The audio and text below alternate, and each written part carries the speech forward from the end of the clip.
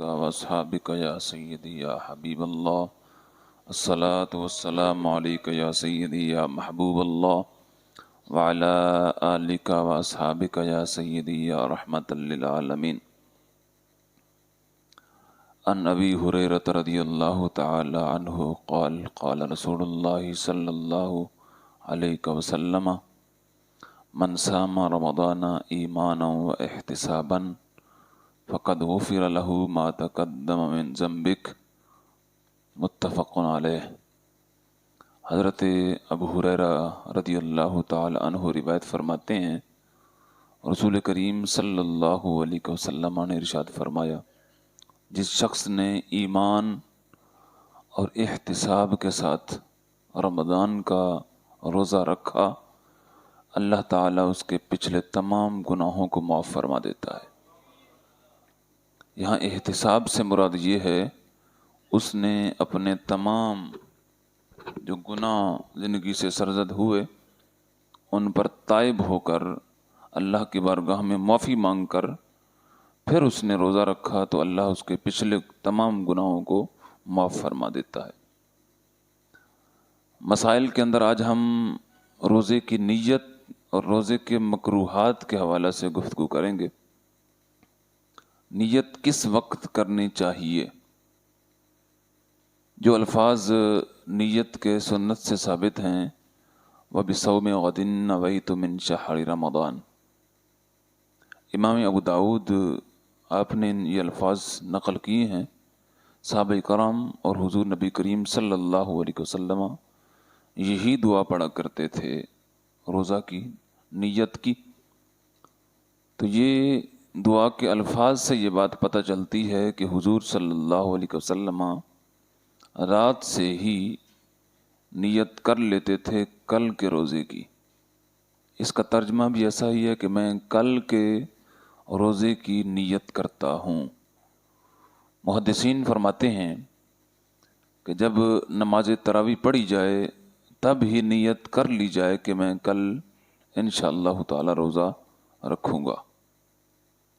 زبان سے کہنا یہ مستحب ہے، سنت بھی ہے، لیکن دل کے ارادے کا نام حقیقت میں نیت ہے۔ دل میں ارادہ کر لیا میں کل روزہ رکھوں گا تو یہی نیت ہے۔ اگر کسی شخص نے رات کو سوتے ہوئے نیت کی، صبح اس کو جاگ نہیں آئی، آنکھ لیٹ کو، تو اس شخص کے لیے جو ہے کیا حکم ہے؟ اس کو اختیار ہے۔ صبح صادق اس کو آنکھ کھلی کہ سحری کا وقت ختم ہو گیا، اب اس کو اختیار ہے، چاہے تو اپنے روزے کو جاری رکھ سکتا ہے کیونکہ اس نے نیت کر لی تھی، چاہے تو اپنے نیت کو ختم کر سکتا ہے، کھا پی سکتا ہے۔ اسی طرح کسی شخص نے نیت نہیں کی رات کو سوتے وقت بھی اور صبح سحری کے وقت بھی، اس کا ارادہ سفر کرنے کا تھا یا کسی کام کا تھا، اس نے کہا سوچوں گا روزہ رکھنے کا، مگر سحری کے وقت کھانا کھا لیا، تو کب تک اس کی نیت کرے گا تو مقبول ہوگی؟ محدثین اور فقہا نے لکھا ہے، اعلیٰ حضرت رحمۃ اللہ تعالی علیہ آپ نے بھی فتح رضویہ شریف کے اندر لکھا ہے کہ نصف النہار سے مراد یہ ہے سحری کا وقت ختم ہونے سے لے کر افطاری کا وقت شروع ہونے تک جتنا ٹائم ہے اس کو دو حصوں میں تقسیم کر دیں گے۔ تو نصف النہار آدھے دن تک اگر اس نے اس کی نیت کر لی تو نیت معتبر سمجھی جائے گی، اس کا روزہ ہوگا۔ لیکن اس نے آدھے دن تک نیت نہیں کی تو بعد میں اگرچہ نیت کر بھی لے اس کا روزہ نہیں ہوگا، کیونکہ نیت کا بہت بڑا عمل ہے روزے کے اندر۔ روزے کے مکروہات میں کسی چیز کو چباتے رہنا منہ میں ڈال کے، بعض لوگوں کی عادت ہوتی ہے کام کرتے ہوئے کوئی چیز منہ میں ڈال لیتے ہیں، اس کا ذائقہ ہو نہ ہو اس کو چباتے رہتے ہیں۔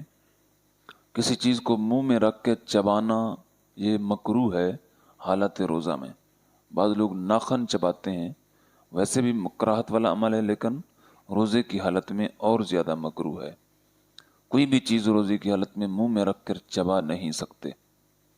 کسی چیز کو چکھ لینا، ذائقہ، تو یہ بھی روزے کی حالت میں مکروہ ہے۔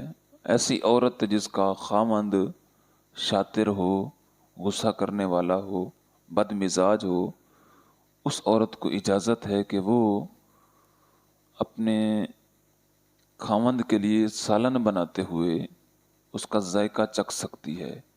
ذائقہ چکھنے سے مراد یہ ہے کہ زبان پر لگائیں، اس کا ذائقہ محسوس ہو سکتا ہے، اس میں نمک تیز ہے یا کم ہے۔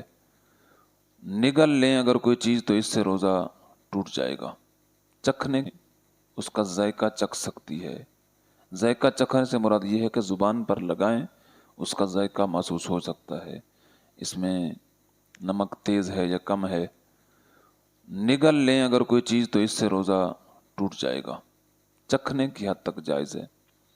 اسی طرح چبانا بھی، ایسی عورت جو روزے کی حالت میں ہے اور بچے کو کھانا کھلانا چاہتی ہے، کوئی شخص وہاں پہ ایسا نہیں جو چبا کر دے روٹی کو، تو وہ اپنے بچے کو روٹی کھلانے کے لیے چبا سکتی ہے اور چبا کے نرم کر کے بچے کو کھلا سکتی ہے، کسی قسم کی کراہت نہیں ہوگی۔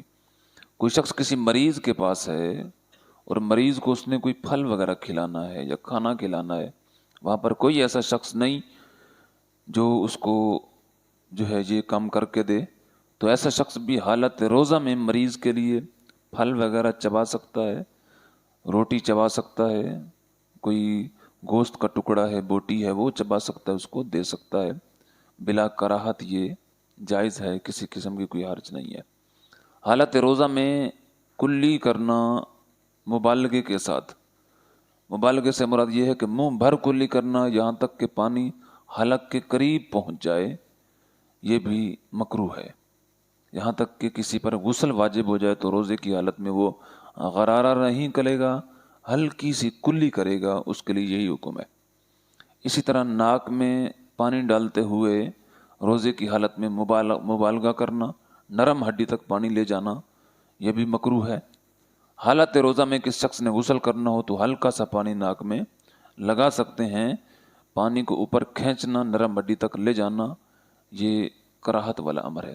روزے کی حالت میں گالم گلوچ کرنا، چغلی کرنا، غیبت کرنا، لڑائی جھگڑا کرنا، یہ تمام کے تمام امور مکروہ ہیں۔